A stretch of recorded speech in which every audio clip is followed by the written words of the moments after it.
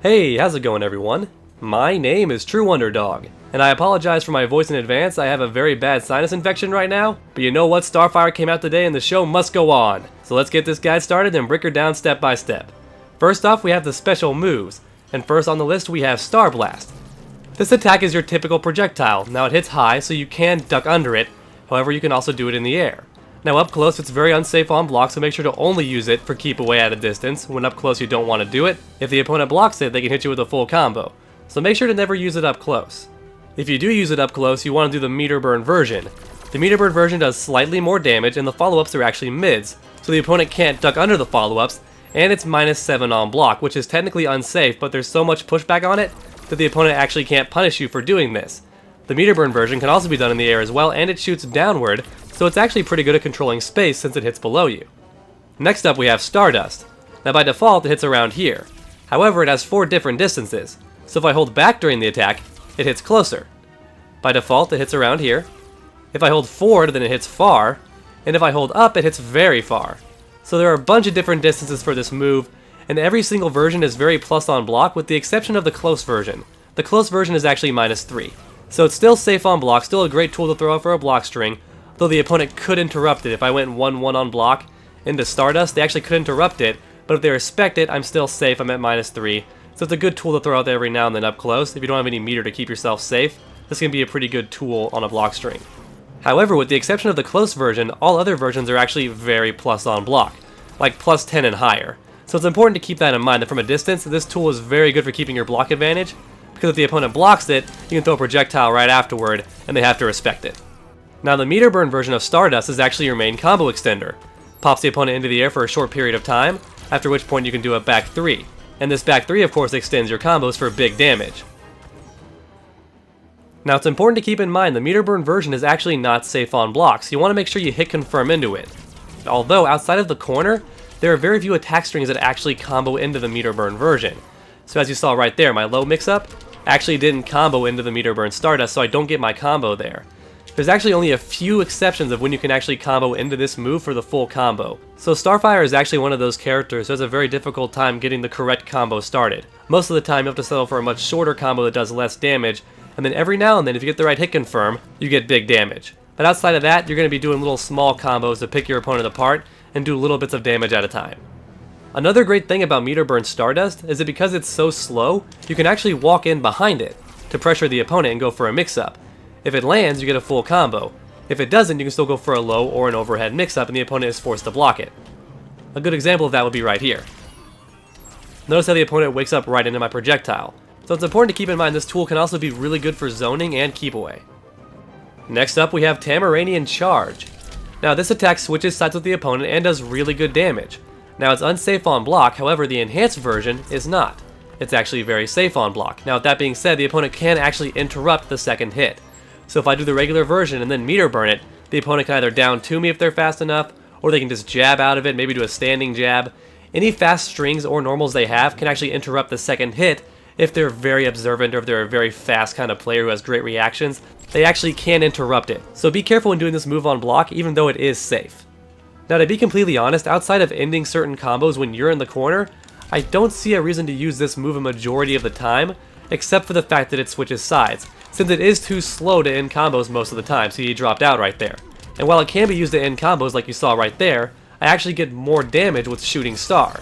So it's not even the most damaging option. However, if I was in the corner for whatever reason, and I managed to hit the opponent, I just want out of there, then Tamaranian Charge is a good way to switch sides on the opponent, and also to put some distance between us, so it's good for resetting your keep away. If you want to play a keep away game, then perhaps it's good for that as well. And also keep in mind this move can be done in the air as well. I mean, I wouldn't do it very often, but it's something to keep in mind, especially if you want to catch it on the opponent. Maybe they like to jump in the air and throw projectiles, you can catch them out of the sky with this, or maybe you jump over projectile, then on your way down you catch them. That could be a good way to use it. And next up we have Burning Desire. Now this is actually your go-to wake-up attack. It's invincible on wake up and does decent damage. It's not the most damaging way to end your combos, but once again, it's exclusively great as a wake up attack. Now it's unsafe on block, so if the opponent blocks it, they can hit you with the full combo. However, here's the interesting part. If you meter burn it, not only is the second hit an overhead, so it'll catch crouching opponents off guard, but it's also safe on block. That's right, you have a wake up attack that's actually safe on block. Now here's the catch though. Just like Temerian Charge, the opponent can actually interrupt the second hit. While the move is safe on block, it's not guaranteed the opponent won't interrupt it. And last on our list, but certainly not least, we have Shooting Star. This is your most damaging way to end your combos the majority of the time, especially when cancelled into her trait. We're going to go more in depth on her character trait later. Now you actually can meter burn this move, but the damage is not worth it at all in my opinion. It puts the opponent a bit further away, honestly just a huge waste of meter in my honest opinion. There's no reason to do it. If you want to spin the meter and you absolutely have to, then just meter burn the trait instead. Now as you can probably tell by its appearance, Shooting Star is very unsafe on block, and very unsafe on whiff as well. If you whiff this move, the opponent has all day to get underneath you and attack you. Now it may seem like a decent anti-air, and it does control some horizontal space, but it's not your go-to anti-air. Starfire actually has much better tools for anti-airing the opponent, much better than Shooting Star, although this move could be used for that if you want. Alright dogs, that's it for our special moves, so let's move on to our best attack strings. Okay, so right off the bat, let me mention that every one of these attack strings is actually safe on block. Yes, you heard me right, every single attack string on this list is safe on block. Just getting that out of the way so I don't repeat myself later on. First on our list we have Silly Zarnoff. I just love that name. Silly Zarnoff is a damaging way to end most of your combos, and it can also start off short combos as well. Now it starts off high, so the opponent can duck under it. Second hit is mid, and the last hit also a mid. Nothing sneaky about it. It's a straight up attack string, but very good damage, so it's great for ending your combos. Next on our list we have Zal Rutha Drinthax. This attack hits low twice, so it's great for hitting standing opponents off guard. Now unfortunately Starfire doesn't have any true 50-50s, she doesn't have any starting overheads. She has this, which is Stop Zork Mocking Chlorbag. Sorry, that's very hard to read, but that's what it's called, it's right there. Second from the bottom. This attack hits overhead, right, but only the second hit. So there's no actual fear from the opponent of an overhead to start off your strings, so you want to do a 4-3 every now and then to catch them off guard. Otherwise, there's no reason for them not to block Zal Rutha Drinthax. Since it hits low, sure, but what's the overhead to fear unless you do 4-3? No other attack string actually starts off overhead, so make sure to throw a 4-3 every now and then to catch the opponent off guard, and make them start standing up, so you can catch them with the lows. Now while the first hit is a low, you actually can't combo after it outside of the corner without spending 2 bars, so I can't even do a meter burn launcher. See, it won't actually connect. If I want to spend 2 bars for a meter burn wall bounce, then I certainly can. But outside of that, you actually can't combo after this first hitting low, which is a bit of a shame, but it's one of those things that makes Starfire a bit more balanced. Since Starfire is a jack of all trades and a master of none, she can't combo after this low unless she spends 2 bars. Next we have Break Your Grebnax. God, I love these names. So this attack string hits low twice, very great in the middle of the string, and starts off mid so the opponent can't crouch under it, that's good. The last hit actually can't be special cancelled, but the second hit can. So it's a good way to start off your combo if you want to spend 2 bars, or just get some easy damage if you want to go for a shorter combo. Starfire actually gets pretty good damage with no meter. Next up we have Chlorbag Valbernelk. Not quite sure how to say that, sorry guys. Very good attack string though. Ends in a mid that causes a hard knockdown, you can dash in to catch the opponent, or you can even go for an air dash if you want to. That could be good for a cross-up. Ooh, catch him with the cross-up, dirty stuff, right? Great for setting up the cross-up. However, more importantly are the first 2 hits. The 2-3. This is one of the best hit confirms in the entire game, and it's also your main way for comboing into Meter Burn Starbust, which starts off your combos. Sorry, I meant to say Meter Burn Stardust, but once again, the sinus infection, it came out a little bit wrong. But as you can see right there, it actually combos. Hooray, my back 3 can actually come out. Although I dropped it completely. Ah, shameful. There we go. And now I can actually do my combo. So that's the main benefit of this attack string. The first 2 hits are a very big deal. If you can ever hit confirm this, you want to. And if it doesn't work, just finish the combo. Or don't. It's safe either way. But if you want to get the extra frame advantage, it's -1 if you finish it. So that's pretty dang great. You really do want to finish it if the opponent blocks it. If not, go for the Meter Burn Stardust. And next we have Stop Zorgmacking Chlorbag. We talked about it a bit earlier. This attack has fantastic range, and just by default knocks the opponent really far away. Now it is a high attack though. The opponent could duck under this and do an uppercut on you, or just crouching jab you, right? Or they could sweep you. Anything from a crouching state, they can beat this move, right? However, it's great for setting up the Meter Burn Stardust setup, like we saw earlier. Right, it's a great way to set up pressure on the opponent so they have to block when they stand up. It's very good for that, and the second hit is also an overhead that leads into a knockdown. Right, the opponent's flat on their back, and now you can move in on them for another mix-up. And last but not least, we have Bad Schlorvak. This attack string looks really awesome and does good damage, but also switches sides, so you want to be very careful when doing it unless you're mid-screen. Now, what if you're in the corner and you want to end your combo with it? That's a great idea. That way they're in the corner now, right? Maybe the opponent's trying to catch you and you're like, ah, no, and you catch them with this. And then you throw them in the corner. Boom. Outside of that, though, I don't recommend using this attack string very often.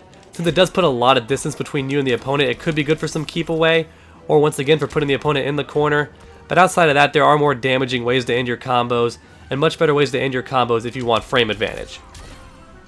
Okay, that's it for her attack strings, and I know you're just dying to hear about her character power, but real quick, let's discuss her basic attacks. Now first off, her back 3, or Charge Star Punch.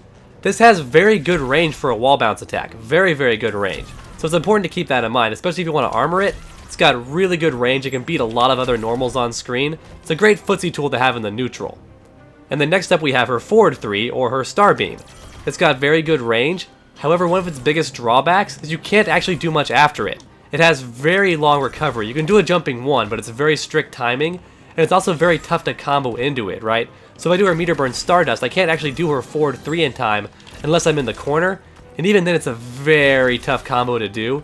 So her forward 3 is only good for short combos after you land it, right? So I can do forward 2, 2, or maybe I can dash in time for 1, 1, 3, but if not, I just gotta settle for maybe a projectile. It's honestly really hard to combo after, but it's also very important to use it as often as possible, because once again, Starfire has no overheads to scare the opponent with at the start of her attack strings. She has it at the end, right, with her 4-2-2, but she has nothing to make the opponent stand up so she can hit them with their lows. So that's why it's important to do her forward 3 often, so the opponent has an overhead to actually be afraid of.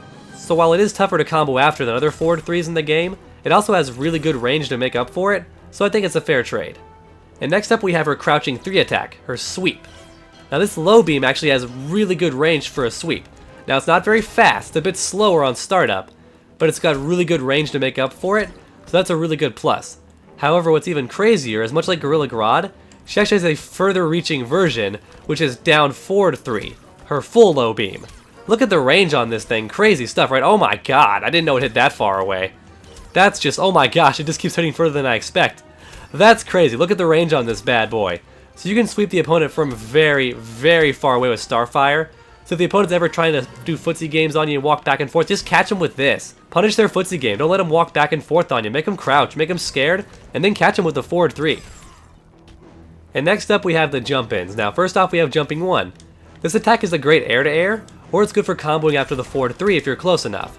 It's a fast air-to-air, but not going to work as a jump-in, right? It's just got a really weird hitbox. It's not your best jump-in attack.